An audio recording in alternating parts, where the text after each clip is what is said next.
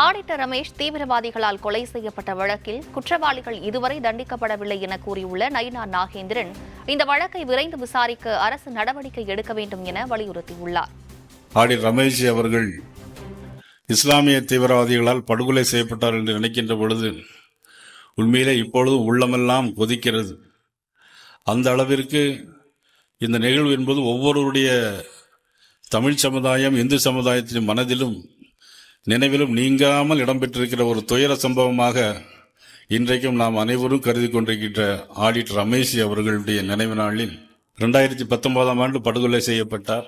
இன்றும் நீதிமன்றம் அவர்களுக்கு யார் யார் தவறு செய்தார்களோ அவர்களுக்கு நீதிமன்றம் தக்க தண்டனைகளை வழங்க வேண்டும் என்று இந்த நேரத்தில் கேட்டுக்கொள்வதோடு பாரதிய ஜனதா கட்சியினுடைய சார்பாகவும் அனைத்து இந்து சமுதாய மக்களுடைய சார்பாகவும் தெரிவித்து விடைபெறுகிறேன்.